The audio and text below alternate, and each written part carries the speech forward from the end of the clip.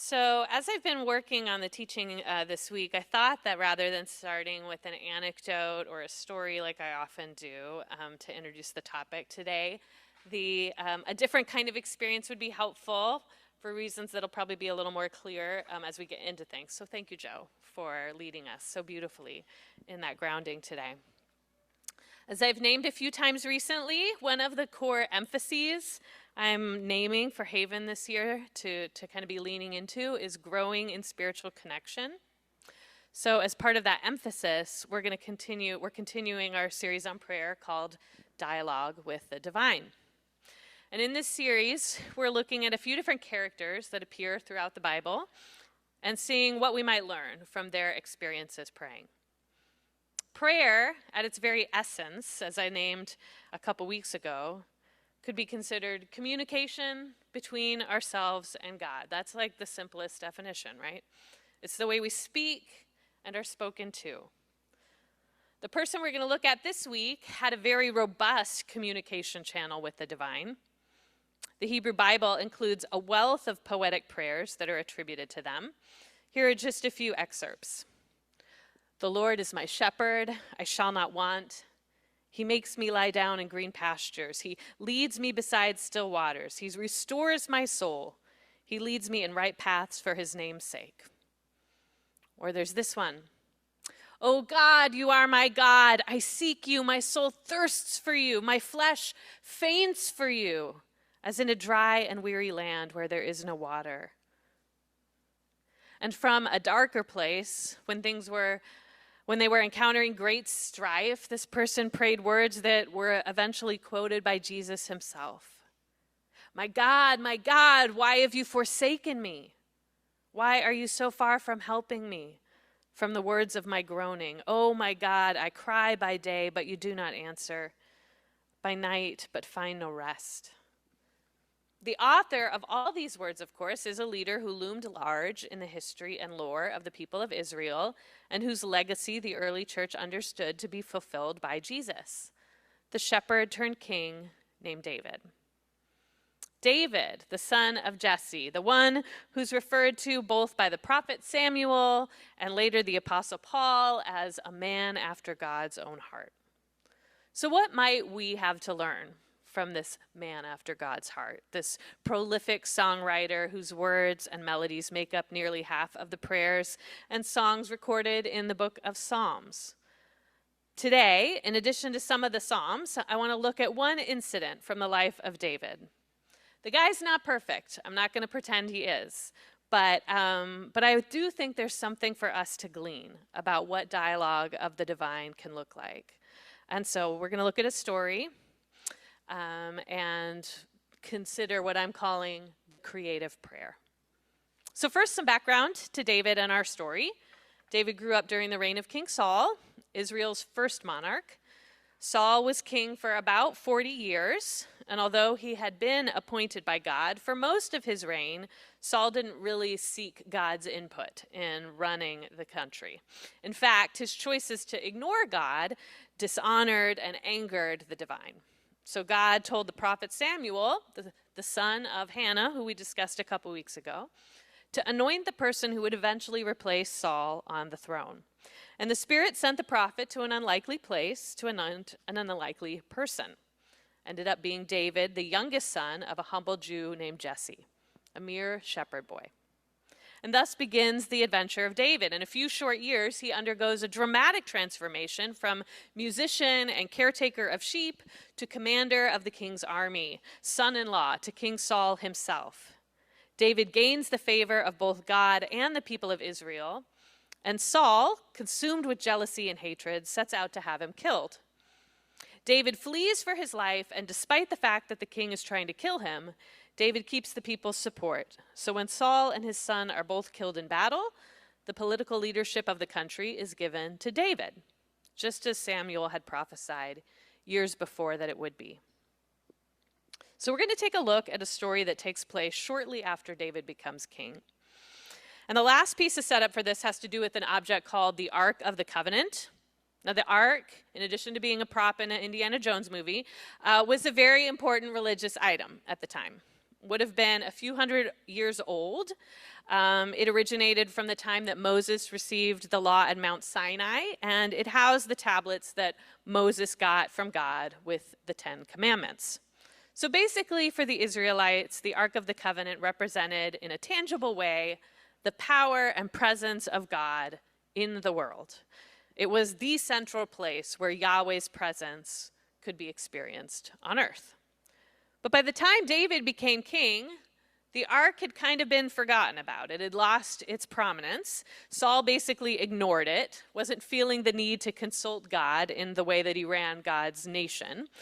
And so when David becomes king, he thinks it's time that the ark is reclaimed and restored to a central place in the life and practice of his people. So he decides he wants to bring it to Jerusalem, the new capital he's establishing, the city of David where he lives. And this is where we pick up the story in 2 Samuel 6, starting with verse 12. So David went to bring up the ark of God from the house of Obed-Edom to the city of David with rejoicing. And when those who were carrying the ark of the Lord had taken 6 steps, he sacrificed a bull and a fattened calf. And wearing a linen ephod, David was dancing before the Lord with all his might. And while he and the entire house of Israel were bringing up the ark of the Lord with shouts and the sounds of trumpets. As the ark of the Lord was entering the city of David, Michal, daughter of Saul, also, by the way, David's wife, watched from a window. And when she saw King David leaping and dancing before the Lord, she despised him in her heart. They brought the ark of the Lord and set it in its place inside the tent that David had pitched for it. And David sacrificed burnt offerings and fellowship offerings before the Lord. And after he had finished sacrificing the burnt offerings and fellowship offerings, he blessed the people in the name of the Lord Almighty. And then he gave a loaf of bread, a cake of dates, and a cake of raisins to each person in the whole crowd of Israelites, both men and women. And all the people went to their homes. When David returned home to bless his household, Michal, daughter of Saul, came out to meet him and said, "How the king of Israel has distinguished himself today, going around half naked in full view of the slave girls of his servants, as any vulgar fellow would." David said to Michal, "It was before the Lord, who chose me, rather than your father or anyone from his house, when he appointed me ruler over the Lord's people Israel. I will celebrate before the Lord. I will become even more undignified than this, and I will be humiliated in my own eyes. But by these slave girls you spoke of, I will be held in honor." And Michal, daughter of Saul, had no children to the day of her death. The end.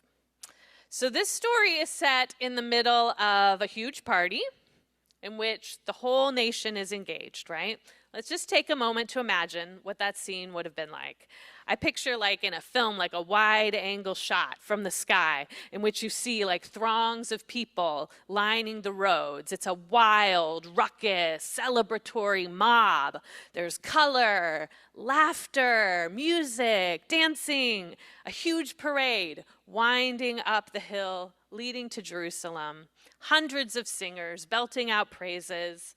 Trumpets are blasting, cymbals crashing. Food and wine flow in abundance. It's the party of the era. And in the middle of this thousands of people gathering, we zoom in on our character, King David. What does this incident point to about his way of connecting with God? What does his creative prayer look like? Well, the first thing I notice about what you could call David's creative prayer here is that it's expressive. David's creative prayer is expressive. David cares about expressing what is in his heart. He wants to communicate freely to the divine all that is within him. He holds nothing back. He uses his God-given creativity to creatively bring his full self forward into communion with God.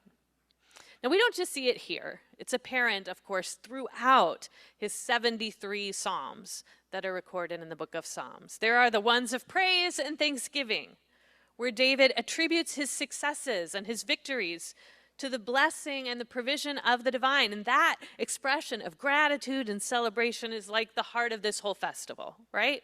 David has organized this festival to express his feelings about the miraculous journey he's been on. The God of the universe he used to write love songs to when he was in the fields with the sheep sent a prophet to his home, chose him, the youngest of 8, with anointing.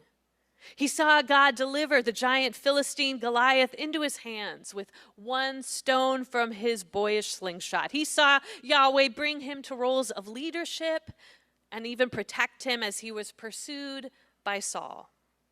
And so when he was now crowned king of Israel, he knew it was because this God had deemed it so. So he is celebrating. He is worshiping fully to express his thanks and praise for the one who's been with him for the whole ride. And David doesn't just express his heart to the divine when things feel good. A number of his psalms are laments, like the one I referenced before, which begins, my God, why have you forsaken me?" David's not afraid to be honest with God, to speak exactly what's on his heart, even when it's not particularly refined. I mean, when David is angry, he prays in anger for vengeance on those he perceives as his enemies. Check out Psalm 109. "May his days be few," he says of this enemy. "May another seize his position. May his children be orphans and his wife a widow. May his children wander about and beg. May they be driven out of the ruins they inhabit. May the creditor seize all that he has. May strangers plunder the fruits of his toil. May there be no one to do him a kindness, nor anyone to pity his orphaned children." Like, wow, dude. Chill. And I only read you an excerpt. It goes on. I don't think this is included in our sacred texts because this particular sentiment reflects God's heart. It stands in pretty stark contrast, to Jesus's instruction to love your enemies, pray for, not curse, the ones who persecute you. But I think David's prayer is important because it is so honest. His sentiment is a very human one. And he doesn't even hold this back from God. He prays fully from wherever he's at. And perhaps because he's so expressive and open-hearted with the divine, it means he can not only celebrate the victories, lament the struggles, he can also fully bring forward sorrow and contrition when he realizes he's messed up. Consider the words he's thought to have composed after he's called out for perhaps his greatest screw-up, having an affair with a married woman and tragically killing off her husband to cover it up. Once he recognizes the gravity of what he's done, he confesses to the divine, "Have mercy on me, O God, according to your steadfast love, according to your abundant mercy, blot out my transgressions, wash me thoroughly from my iniquity, and cleanse me from my sin. You desire truth in the inward being. Therefore teach me wisdom in my secret heart. Purge me with hyssop, and I shall be clean. Wash me, and I shall be whiter than snow." The way David expresses himself in prayer is a reminder to all of us that the divine cares about the deepest longings and movements of our hearts. His attitude in prayer, his commitment to bringing his whole self, is an invitation to all of us. Not to feel the need to clean ourselves up or sanitize our communication with God, but just to speak from wherever we're at with whatever we have to say. The second thing I noticed in our story about the creative way David prays is that it's embodied. David's prayer is embodied.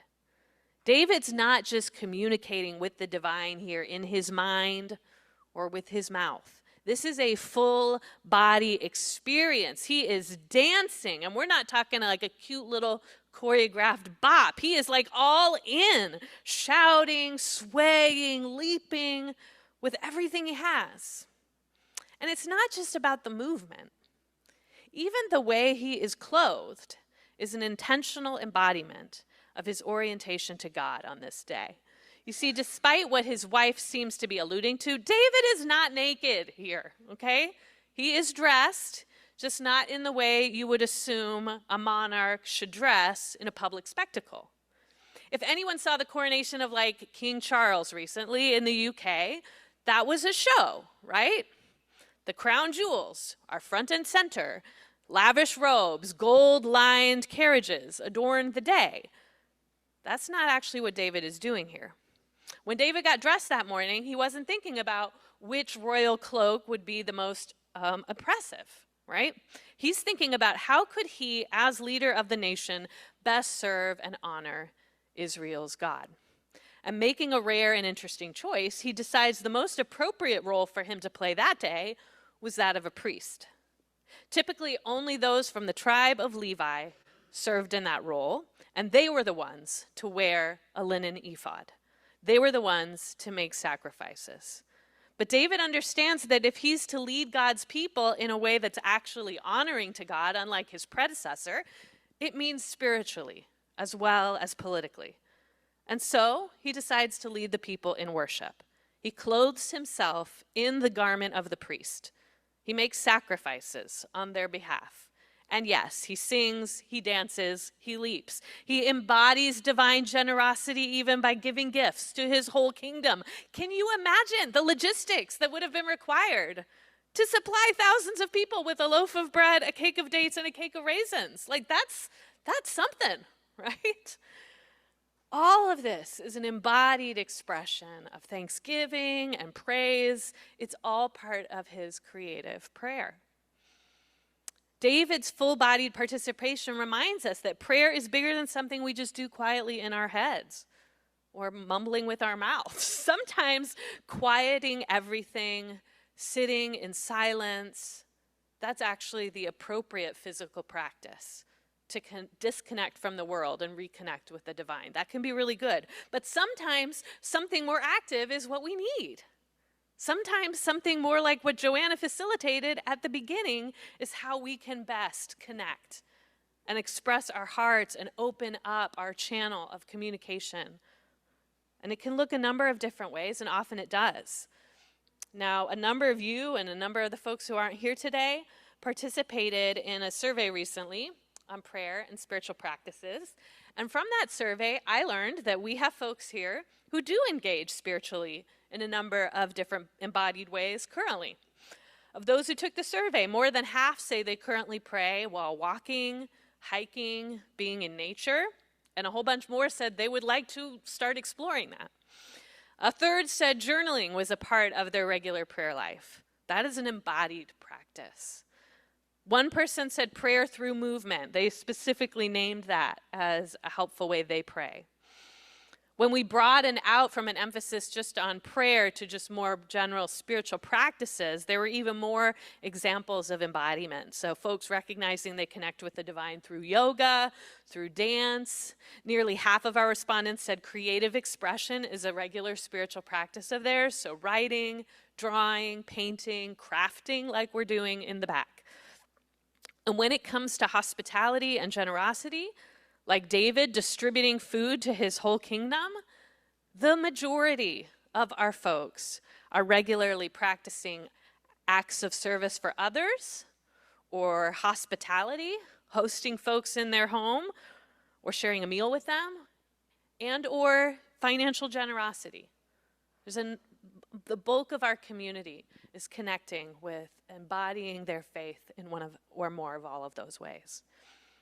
When done with intentionality and openness to the divine presence, I think all of these practices can be a part of living into a more embodied prayer life. There are also good reasons that in many traditions and throughout the Bible, prayers can include kneeling, sometimes face down on the ground, which is a physical, embodied expression of humility before the divine. Other times we see encouragement to stand and lift hands in worship. For me, this is also an expression of like full openness to and welcome of God's presence, an offering of my own self to God and to the loving presence and purposes of the divine in my life. None of these are magic formulas, right? When we engage any of these practices out of a sense of duty, I think they lose their meaning. But I do encourage all of us to take a cue from David and perhaps one another and consider how we might live into greater embodiment in our prayer lives and our spiritual connections in general. So today, in addition to the quilting that will continue to happen, you can also find on this table over here paper, markers, modeling clay. And I encourage you to consider using any of them during worship in whatever way is helpful for you, or to consider getting up and moving your body. And there's not a lot of us here, so there's plenty of space. Feel free to move around. Feel free to go in the back if you're more comfortable. If you want to kneel, if you want to dance, if you want to stand, anything that's going to help you access your full body and connect with the divine, with all of who you are, I want to help encourage. And that brings me finally to the last thing about David's creative prayer that our story highlights. David's creative prayer is first and foremost for God. David's creative prayer is first and foremost for God. Not everyone appreciates David's way of worshiping. Okay? In the story we see it's clear. Michal is not a fan. She grew up the daughter of a king. And now she's the wife of a king. Royal decorum is likely all she's been concerned with. And David is not acting the part she thinks a king should play. His clothing is completely inappropriate in her estimation to the situation. He might as well be naked. It is, as the text says, undignified. But David makes clear he's not trying to impress Michal or anyone else for that matter. That is not who his prayer is for. It was before the Lord, he tells her. Yahweh is ultimately the one to whom David's creative prayer is addressed. This doesn't mean that no one else can appreciate it. David's doing this in a crowd. He is leading the crowd in worship. He wants those young slave girls his wife is taunting him about, as well as everyone else, to see him worshiping. There's a reason his songs endure thousands of years later. They are actually an excellent source still for all of us of language to help express our hearts to God as we pray along to them. If you haven't ever done that practice, and sometimes you feel like it's hard to kind of find something to express to God, I totally recommend praying something from the Psalms, just opening up the book of Psalms and praying along, because I think it helps give us language sometimes that we can't generate ourselves. That's beautiful, but that's ultimately not what he wrote those Psalms for. The audience is first and foremost the divine. Now, we might not have a spouse or another family member as critical as Michal in our own life, actively taunting our spirituality and the ways that we try to creatively express it. But I think if we're honest, we're familiar with that sarcastic, accusing voice that she uses, because probably we hear it most harshly in our own head. Last fall, Joanna and I facilitated a group called Divine Creativity, and we drew a lot from The Artist's Way by Julia Cameron, or at least were inspired by some of that work. And in The Artist's Way, the author describes the voice each of us has in our own minds that picks apart our actions and loudly critiques our ideas. And she calls this voice the inner critic. The inner critic. Our inner critic can make cutting remarks, just like Michal. It often asks, who do you think you are? It might call us an imposter. It compares us to others, tells us how much better they are doing whatever it is we're attempting. And while our inner critic is, in a sense, trying to protect us, it actually does want to keep us safe, to help us save face. It ultimately works against us because it also keeps us from experimenting, from expressing ourselves, from embodying our connection to others, to ourselves, to God. And so if we want to unleash our creativity, if we want to engage creatively in prayer or in anything else, we need to acknowledge our inner critics and then also make a choice not to give them all the power. We need to remember that they are not the ultimate audience. Michal is not David's ultimate audience. Yeah, she's there, but his creative prayer is first and foremost for the divine. And our creative prayer can be too.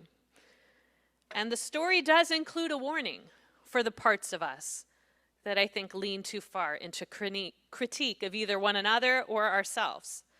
This passage ends with the ominous sentence, right? And Michal, daughter of Saul, had no children to the day of her death. The implication here is that as a result of Michal's response to David's worship, she became a childless person. Now, the narrator doesn't tell us how this happened, and as we discussed with Hannah, it's complicated when we talk about fertility and the Bible, right? It could be, in terms of what the author is saying, that this was something biological or spiritual, or it could even have been that the encounter with David was so negative that David chose never to be intimate with this person again. That is totally possible. The end effect is the same. The story is saying because of her behavior here, Michal has no children to the day of her death. And for Michal, the consequence that she suffers is actually bigger than the sad experience potentially of not being a mother. The biggest consequence for Michal is that her attitude, her contempt for God, excludes her from being a part of the redemptive work that God is doing in her world.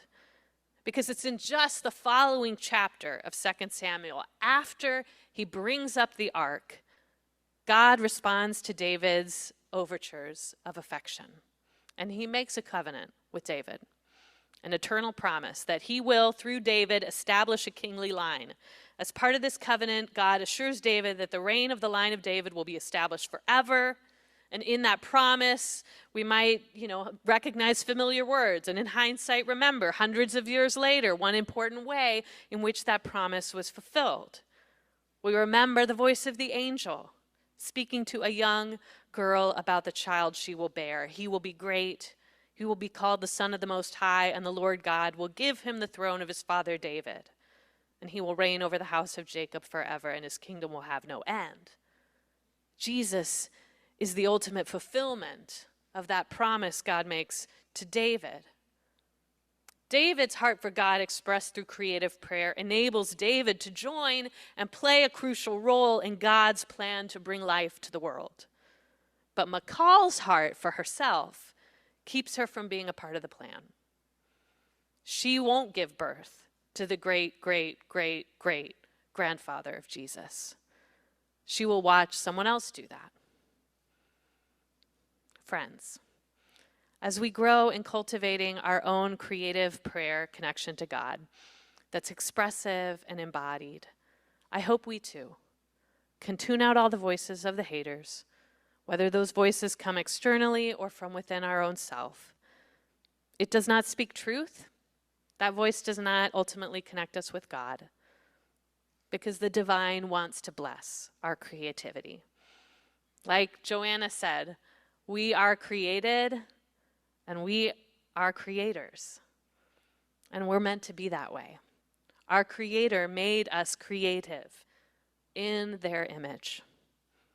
So may we, like David, embrace that gift and express our hearts in prayer through it. Amen. All right, friends. So we're going to go into a time of conversation. If you're doing quilting, maybe you can converse while you project in the back. And so I'll share some questions. We'll do this for about 10 minutes, and then we'll move into our responsive worship. And like I say, during worship, you're welcome to explore the creative station. You're welcome to continue potentially participating with the quilting project. We'll also build on to a practice we started last week with, or 2 weeks ago, with the prayer requests or things we're crying, prayer for help that we're sharing with others. So that's still there, and if you want to write any places you're praying for help, you can do so. And we also added another one of people's prayers for thanks. If there's a way that you want to express gratitude for something, you could do that too. So feel free to add to that and to look at others and pray for them. So here are the questions. How do you express yourself most naturally, and what might it look like to pray in that way? Or what role has your body played in your experiences of prayer in the past, and what might it look like to explore greater embodiment in your connection to the divine? And then finally, what does your inner critic sound like? What kind of things does it say to you? And how has that impacted, do you think, your expression of faith? So any of those you can talk about, or whatever else feels alive to you. So we'll take 10 minutes and then we'll finish in worship.